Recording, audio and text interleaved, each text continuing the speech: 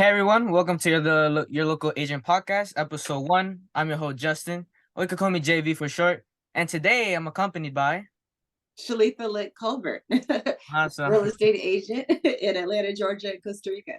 awesome. So, what inspired you to pursue a career in real estate, and how did you get started in the industry? Sure. Well, I started as an investor first. So I had rental properties of my own. And through that process, realizing all the extra resources and stuff needed to be a successful investor, that the real estate agent actually can be pivotal in helping you have early success with that. If they have a network of contacts that an investor would need. And so that was part of it, realizing that I had value that I could add as a realtor myself and helping others who wanted to invest and wanting to save on commissions because we basically find all of our properties on our own. And so we were paying an agent really for access. And so I wanted access to the MLS so I could find the deals myself and be able to go in the homes and view them without waiting for someone else and to save on commissions. Oh, okay. Well, what's your commission rate over there in Atlanta, by the way? It varies, but on average is about 2.5 to 3% paid to the buyer's agent. Ah, okay, got you. And is there any personal interest or hobby that feels that kind of influences your work as a realtor? Yes, I like to travel Ah, and I like to buy homes myself. I like the awesome. flexibility and stuff of being able to move around as I please. And so the income from rental properties gives us that. Okay. Where have you traveled, by the way? Like, what type of states or? All over. We've been to Thailand. I was Mhm. raised in Japan, so I've been back there, all over the Caribbean, Costa Rica, Jamaica. We actually own property in Costa Rica. We were there 4 times last year, so we Yeah. move around. Yeah, Costa Rica's a bit cheap over there, right? It depends. It really Depends. depends. Some places are comparable to the U.S., but it really depends on what part of the country you're in. Copy. So, in your opinion, what are the most important qualities for a successful real estate agent, and how do you embody those qualities in your work? I think the number one most important quality is clear communication. Hmm. A lot of times, I mean, it's an important transaction, right? And it can be lengthy. There could be a lot of factors at play. Situations change quickly. I think keeping my client informed and making sure they understand what's going on is important. And if there's something that they're expecting of me, if they're waiting to hear back on something, even just checking in, if I don't have an answer yet, letting them know I'm still thinking about them, and just keeping them up to date, making sure that they have clarity on every step of the way is huge, hugely important. Copy. And what are some like for because there's some new agents starting like in this year, right? What's some advice that you will give them? Like, what are some common mistakes that you had when you started real estate, and what can you tell them in their journey? Um, know that there's things that you don't know, like even and that's okay. Have resources, have a mentor, have a way to find answers to things for your client, even if you don't know them. Learn from every transaction, every experience, learn as much as you can from other agents because you don't want your client to be at a disadvantage because of lack of information that you have, especially as a newer agent. You don't want them to their transaction to suffer or for them to miss out on something because you were a new agent. So the way to guard against that is to just be a constant student of the game and get knowledge opportunities wherever you can. Awesome, awesome. So we're gonna step into a little game show. I call it fact Okay. or fiction.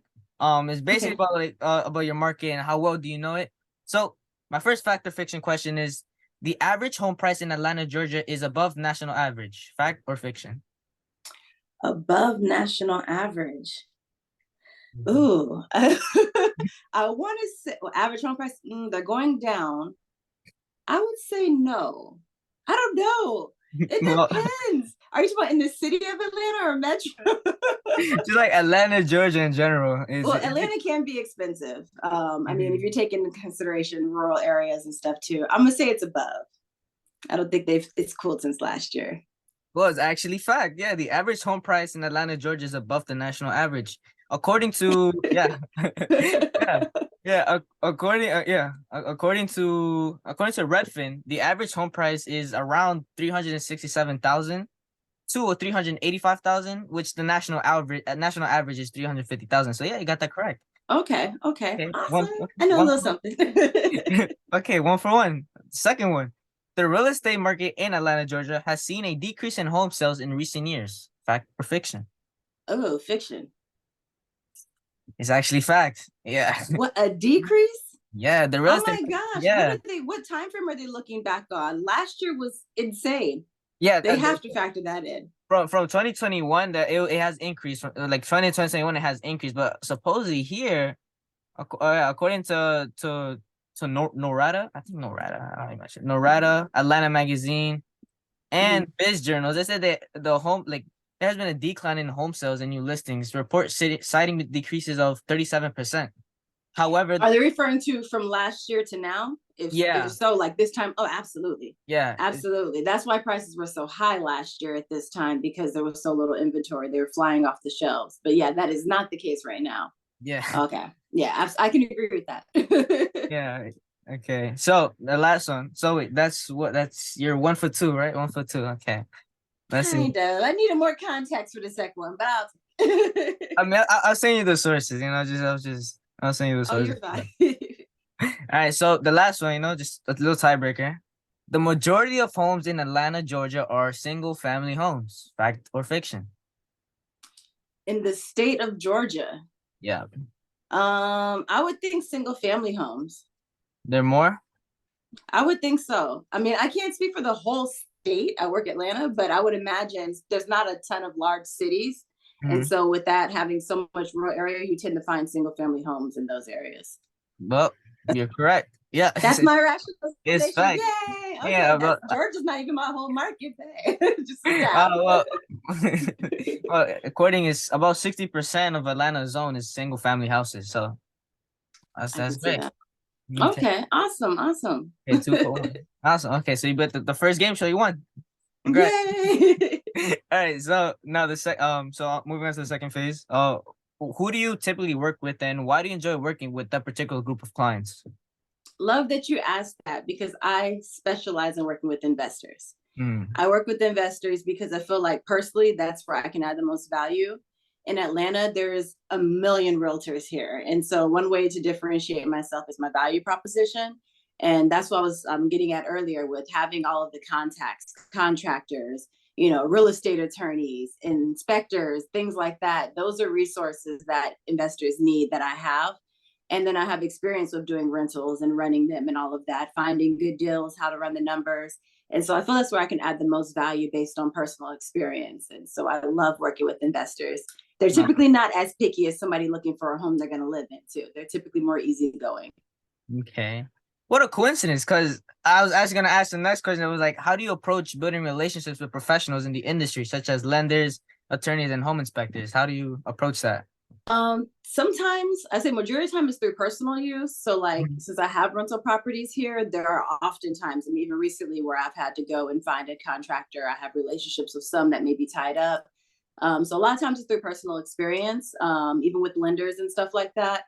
But also my clients' experience, or I ask for referrals from clients. Like, if you've worked with somebody in the past that you would recommend, I prefer there to be some kind of experience there with them, that I'm not referring someone who I've never worked with and I don't know anything about. So I prefer that, but also I make sure that they know there's accountability on both sides. Like if I'm referring my client to you, I expect for you to be responsive and communicative and do the best, give them white glove service. And I expect for my client to follow up and do their part and be respectful of that person's time as well. Awesome, awesome. And can you describe a time when you went above and beyond for a client, and what have you learned from that experience? I'm going through it right now. Okay, okay, okay, that's even better. It's been the longest listing ever. I got a listing opportunity almost 3 months ago now. Thought I was going to put it on the market within 2 weeks. And it's a client that's out of state. So I'm basically Ah, acting as property manager. And I got in there to the house and there were no utilities. We had to jump through hoops, get cashier's checks, and go to offices that closed at 3 p.m. during the week and to damn. get the utilities turned on. Okay. There was a busted pipe we had to get fixed. I mean, going out to meet the utility people, they give you a 12-hour window. We'll be there between 8 a.m. and 8 p.m. And I'm like, so what time are they coming? So I'm sitting out front working on my laptop for hours, waiting for somebody to show up. Contractors stood me up, but it is finally going on the market this week. So I've done all of this for this out of state client with no income from it in the meantime, doing all this to Wow. get this house listed. So I hope this baby sells quickly. For 3 months. Wow. Yeah, it's been work. It's been a lot of work getting it clean. I Wow. got photos left and it's on the market. I Hopefully hope. not. Hopefully. Yeah. Eh, just so you say you work with people that are not even in the market, or like Mhm. off market. Like, how do you establish trust? Like, how do you establish trust with those clients? What strategies do you use to ensure they feel comfortable working with you, even if they're out of state? A lot of times it's referrals. So if Mhm. there is a person that's referred them to me, usually it's based off of their rapport with that person. And so in that case, that was a situation. It was an out of state broker. And it's a friend of hers who owns a home here in Georgia that she wanted to sell. So that's how I came by this opportunity. But I think social media has really helped with Uh-huh. that. Having a page, I try to direct people to it because I think you can kind of get a feel for my personality, my experience, my work. I have client reviews on my Facebook and Instagram. So you get a chance to hear somebody else's perspective on me and our relationship or their experience as well. I think all of those things help to build credibility. And I like to have calls with my clients, at least one intro call. People like to text and send emails, but I'm like, this could be an important transaction. It could be a lengthy one. And my hope is for it not to be a one time thing, but to continue to build a relationship and have, more opportunity in the future. So from the start, I approach it that way with trying to build a relationship like, hey, even if it's just 10 minutes, let's just get on a call right quick. I want to meet you. I want to, get a feel for you. And I think starting it out like that with the intention of building a relationship goes a long way. Yeah, that's like this. The same advice I also give to realtors is really focus on building a relationship. Don't just focus on trying to sell the home or try to Exactly. just try to get more clients. Like show people that they could trust you with referrals, with Exactly. It's more than giving, a yeah, transaction.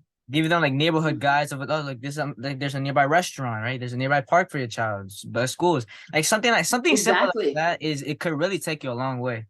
And Um, it gives the impression you know the area, exactly. so you help them have that experience of what is life like here. Right. Exactly. Exactly. So this next game show, so I have to guess for like, because it's called Two Truths and a Lie. So you gotta tell me Okay.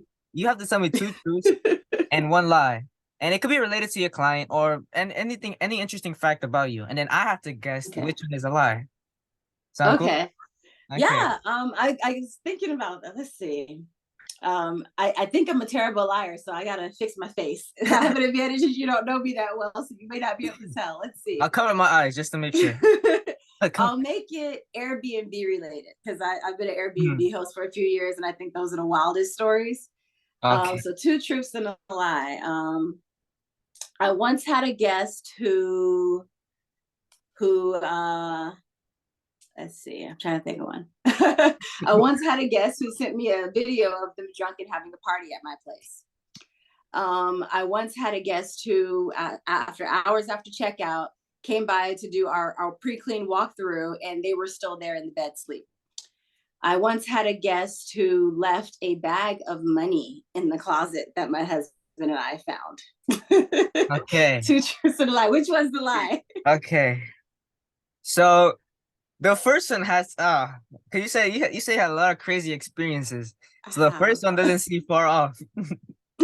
So a crazy experience. Now the second one is believable. That has to be true. That the second one has to be true. There's some people who are like that. I Of the remember guests that stayed the guest that past their stayed checkout time. past their checkout. That is the lie. No way. Thankfully, I've never walked in on a guest. I think that could be like the most cringy experience to walk in on somebody's sleep. No So way. thankfully that has not happened. So yes, on New Year's Day, I had a guest, like one of my guests in Costa Rica, send me a video of them partying at my condo with a karaoke speaker on the porch, and she's drunk and toasting me Happy New Year. That really happened. Yeah, I had to know the first one had to be true. I just like you say, you had crazy experiences. That had to be one of them. The second one, I can't believe how is that a well, it would be cringy if you just walk in and see a client just really sleep. Yeah, hours past checkout. Like this is not a hotel. The bag of money though, I'm interested. How much so so it turns out it was counterfeit. I uh almost had a heart attack. So we walked in there and it was evident they had had a party. I mean, mm, like there was bottles, there was burn holes in the floor and the table from hookah. Oh wow. and some other things I'll spare you. It was nasty. It was. I'm in the closet, like just cleaning up trash, and there's this Kroger bag, and I lift it up and I look in it, and I was like, oh shit. I'm like, babe, lock the front door, because I was like, they're coming back for this. So we go in there, and I like dump it out on the floor, and I'm like, oh my god, my fingerprints are on this bag. Like, how it people like? Because we figured out it was kids. I was like, how did they get this money? And so we're looking at it. It's Blueface Benjamins, and I mean, like microscopic font on the back. It says "Made in China." Oh wow. And I'm like, I mean, like I'm saying thousands of dollars. So we came to the Uh, conclusion that these kids shot a music video in our condo, yeah. in our Airbnb. It sounds They like were making it rain, fake Benjamins.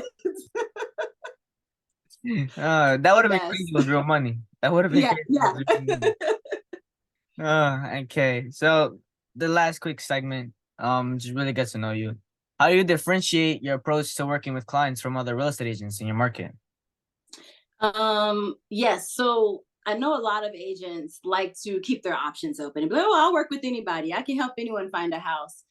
As I mentioned earlier, I really want to provide value. And so I don't want to work with just any and everybody. I want to work with those clients where my expertise is actually valuable to them. It's something that they can benefit from. So I prefer only investor clients, people who are looking, if even if this is their first home, people who are looking to house hack or do something like that, rent part Mm. of it out, to be able to make it a part of their investment journey. I seek those clients out because, like I said, it's a different transaction. Someone who's trying to find a home that they plan to live in and have their family in has a different perspective from someone who sees this as temporary. It's an investment.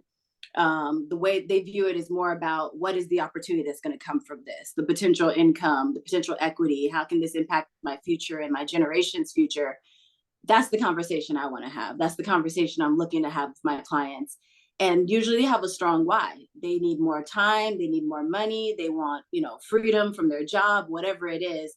And so it's much more fulfilling. And it also, like I said, there's that relationship. This isn't just one transaction. In order to really be successful in real estate investing, you want to build your portfolio. And those are the clients that I want to work with. And that's the approach I try to have. Awesome. So you mentioned you working with investors. You work at subject to deals, creative financing, all that nitty gritty stuff. Off market, all of it, all of I love it. it. Awesome. And you mentioned this in your Instagram. I just recently I saw your Instagram give a little a commented on one of your posts that you said it's hard to post on social media because you're always so busy. And yeah, I just want to that kind of blends into my next question. Like, how do you balance the business side of real estate with personal side of building relationships with your clients? Ooh, so social media was difficult for me because like even I have a personal page and even that is private. I was never one that wanted to have a whole bunch of followers. Like I just want to share little aspects of my life with people that I know, preferably. Mhm. And so I challenged myself when I started my real estate focus page. I went live for 30 days. I mean, each day I just found time to go live, and I was doing things like I was traveling, I was being a mom, I was, trying to get our property sorted in Costa Rica, like, and I just carved out time to go live to really give people a glimpse into a day in the life. A real day in the life. It would just be random moments. Sometimes it's at night, me just recounting the day. Sometimes I'm at the airport, or I'm laying in bed with my toddler, whatever Mhm. it was. I was even nursing one time. Like this is real life. I think seeing that helps people to feel like I'm relatable. I'm a human being, despite maybe the success that they see I'm having. That is something that if they feel I'm relatable or that my circumstances are, hopefully, is motivational to them. That despite some of the challenges that I face, I try to be very transparent. That they can learn from that, or that they can say, hey, she overcame this, or she's dealing with this, or she shared this information, and that it helps them along the way in their journey as well. Wow. So trying to balance how much of my personal life to share. But I think it's necessary because I mean, there's no separation for me. I'm an entrepreneur, so my life is my business. Yeah, it's as an entrepreneur, is like trying to get everything in place and have times for your friends and Mm-hmm. have time for your family. But then Oh my gosh. Yeah. yeah. I had to miss my brother's birthday celebration a few weeks ago because our contractor disappeared on us over the weekend, and we Mm. had to find somebody else to come and pick up his work, and it pushed us behind. And as much as I wanted to go hang out with my niece and nephew and my brother and his family and celebrate his birthday, I had to prioritize like, no, we've got to get this condo rented. We're not getting income on it. We've got to be there. So I have to make difficult decisions like that occasionally. Mhm. And yeah, so it sucks sometimes, but it's a sacrifice for a bigger cause. Would you say it's rewarding to go through those type of stuff? Absolutely, absolutely. Yeah. Because once we get it rented, we're one step closer to reaching that fire number.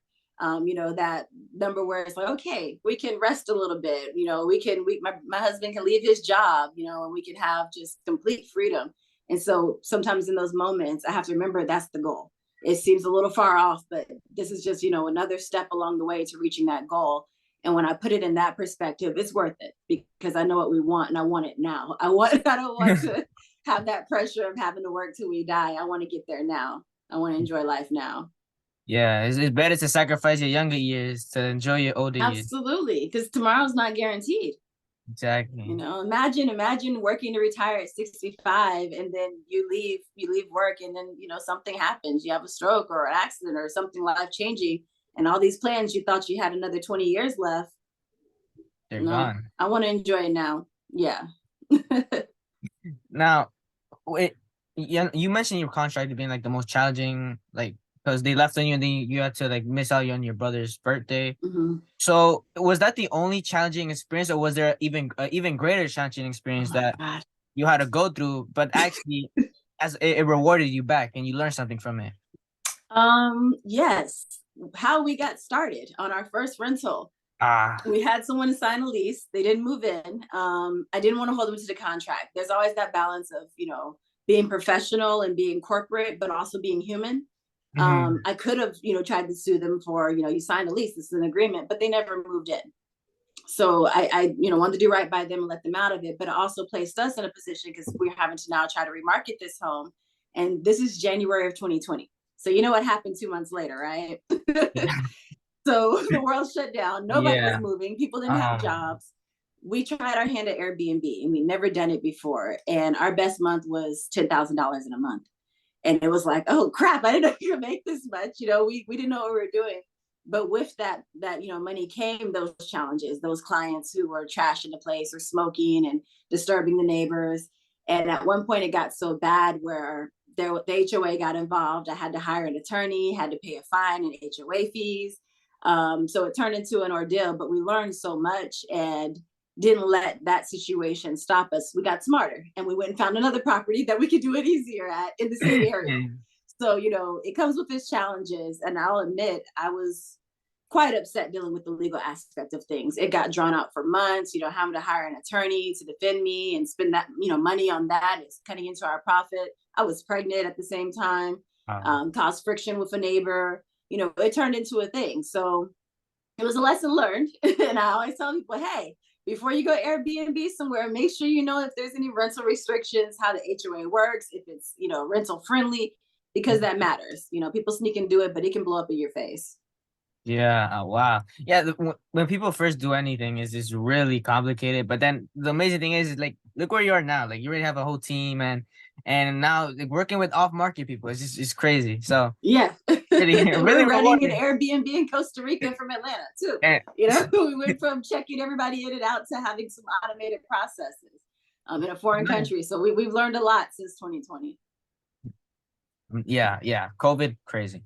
So, Yes. so now my last question before we get into our last game show. What advice would you give to yourself? This to the old Shalita that was on that lease deal before COVID. What will you give? What words of advice do you give her? Um, Trust your gut. That's one thing. There were times where looking back on it, I felt funny about a situation. Like, I don't know if this person is really representing themselves well, or like their intention with, Airbnb guests. So trust your gut and don't let money be the only factor. There's got to be another motivation that, because money comes and goes. You can't let that be the only reason. I mean, you'll get into bad situations trying to chase a dollar sometimes, or miss out on things trying to chase a dollar. So I would say going back to that, because we were excited. The money was coming in fast, but it was also stressful. And now I'm like, I want money, but less headache. So I got to Mhm. find that middle ground. It's not all about just how much cash we can come in. There's also peace of mind that matters. Yeah. Yes, people focus on the money, but it's not cool. It's like it's more about the journey. All your Yes, mistakes you learn. the People don't experience. and sometimes when people only think about the money, they quit early, which is Hmm. mistakes that new realtors are doing, which I'm Yeah, seeing a you have lot. to have a And strong why. yeah. Also, no, my last game show, I call it the Can You Guess? So I'm gonna ask you a can you guess Okay, question, and yeah, you gotta tell me your answer, and let's see if you got some correct or not. we'll see. Let's see. I'm nervous now. All right. So, can you guess what four celebrities live in Atlanta, Georgia today? Now, I have a list of Oh, about I say because I 10. know everybody on the list. I have a list of about 10. So if you can name at Okay. least four, but you can name all of them if you know Okay. more. All right, let's go. How much do you know? Let's go. How much celebrities do you know live in Atlanta, Georgia? So you want me to just name four random Yeah. ones? I mean, it's Just Atlanta. just So name all of them, and then I'll see like Tyler Perry is the first one that comes to mind. I okay. absolutely love him and what he stands for. Uh-huh. Um, oh my gosh, all the singers, Ti, Yep. all the Yeah. rappers, Migos, Cardi B, Yeah. Yeah. Usher. I'm trying to think like more celebrities. Some people don't know this, but Dakota Fanning and Elle Fanning, the sisters, they are from Conyers. I don't know if they still Okay. live here, but they're from here. I didn't know All of that. them Stranger Things. The Stranger Things house is here. Oh, it is. I have to visit. Yeah, it I just have to went for visit it. sale a few months back. It sold. Okay. Did it? How high did it go? Like what price range? I don't remember. I want to say like in the threes. It was a small house. It was like a Uh, little bungalow or something, if I remember. But yeah, I remember seeing it on the MLS, people talking about it. I was like, oh, that's kind of random. did it have like the Stranger Things how you call it? I forgot to call it. Signature. There you go. No, like the person who listed it mentioned it, but I feel like they didn't really take advantage of like what Yeah. they could have built around that because I don't know, there's a following. It's almost like a cult following behind that show. And I feel like they really could have played it up. Like, did one last hurrah or an opera, like turn it into a venue. Let people come by there and shoot videos and stuff. Yeah, I you could mean, really bang for a buck right there. And that's the investor in me.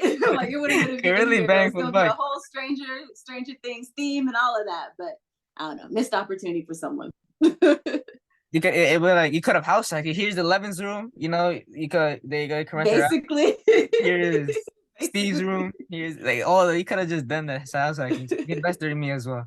Exactly. I'm sure there were four celebrities named in there. All right, so a couple of the names I have here is Dwight Howard, Oh, I did and not know there's that.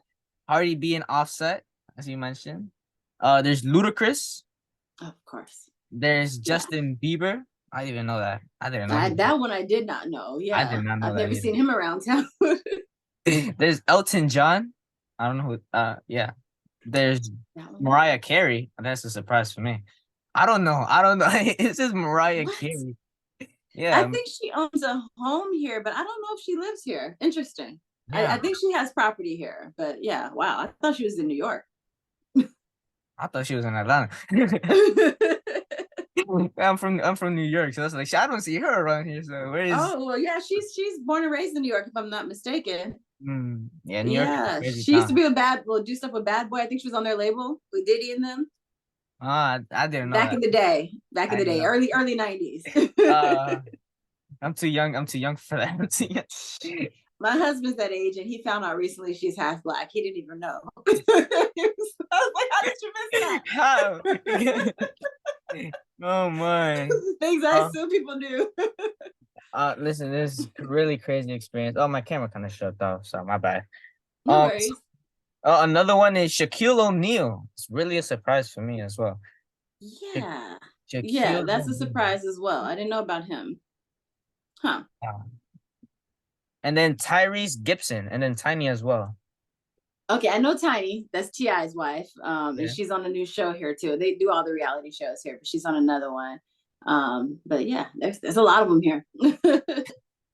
Yeah. So you got a total of what? You got a lot. You got a lot. So I gotta give you the point. I You gotta give you the deserve point. I have to give you that point. Now, my last and my really ultimate big question. So Kamala Harris recently made an announcement of insurance payments for FHA loan on March 20th. What do you think will impact the real estate market, particularly for first-time home buyers or investors? So I need to do more research on this, to be honest. Hmm.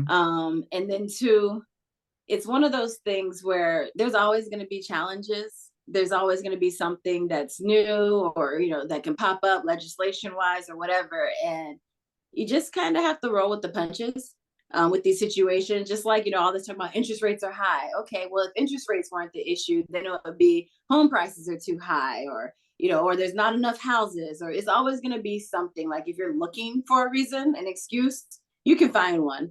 And I feel like this kind of falls under that category. It's not something that applies to everyone and wouldn't really impact my investors too much from what I gather. But I say all this again, provide the caveat. I need to do more research on this. Yeah. There's some other legislation that's being proposed too that I think is more impactful from an investor standpoint.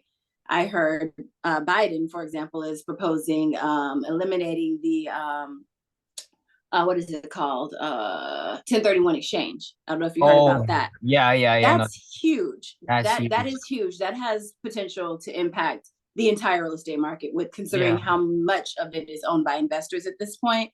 If you remove the ability for somebody to basically sell a home that they, maybe they inhabited at some point, but now they, they've been out of it for a few years using it as an investment, and they've got to pay taxes on the sale of it and can't just, roll it into an upgrade. That's going to cause people to hold. They're not going to sell property. They could cause the market to become, frozen essentially, where nobody's selling anything because they don't want to deal with the tax ramifications. Supposedly, his goal is how much tax revenue could be obtained by the government if they did away with that because of how much homeowners are saving or investors are saving. But I don't think it's going to work out the way he envisions it because they do it to avoid taxes. So if you throw that in there, they're just going to pivot and find another way, or we're going to hold and just not sell. Something's going to happen. You're not going to collect all this tax money you're envisioning by enacting something like this. But something new every day. Yeah, that's crazy. I know some investors. I know some investors who do the 1031 exchange just to pass on debt. I didn't even know of this. So this is news to me. This Mm-hmm. is really gonna impact the market negatively. Wow. Absolutely. Absolutely. If, So if it comes into fruition, I don't know. if We'll see. if it comes, hopefully they don't agree on that. But if they do, Yeah, yeah. Find another way to get some tax money, please. Get no, after Trump first on his taxes. Imagine the tax bill that they could collect if they chased down a few years of his taxes that he didn't pay. yeah, Settle that debt with the IRS. a lot, a lot. So thank you for being here. Uh, loved enjoying from your experience. And where can people find you and in what social platforms? Oh, yes, yes, yes. So my maiden name is Lit, and my Instagram handle is real estate is lit, Mhm. and that's lit LITT. And I also have a Facebook page, real estate is lit as well, and that's where you can find a lot of the reviews from my clients for coaching and things of that nature. Awesome. So real estate investors or real estate agents, if you're new, hope you learn a little something from Shaletha. Shaletha Litt Colbert. Shaletha. And if you're in the if you're in Atlanta or Costa Rica, right? Or you're somewhere in Atlanta, Costa Costa Rica, Rica, absolutely. find Shalita there. She's amazing person. She'll help you with everything you Thank need. you. And yeah, any last questions, piece of advice, or weird facts, First of all, thank you so much for this opportunity. This was fun. I was nervous. I wasn't sure what to expect. So I appreciate you seeking me out and giving me this opportunity. And I wish you all the best in your endeavors. I'm grateful for the opportunity for you to share your platform with me, and hope that this brought value to your listeners and that you continue to grow and see success as well. Awesome. Yeah. So I'm gonna just end it right here. Take care, Okay. guys. And then Awesome.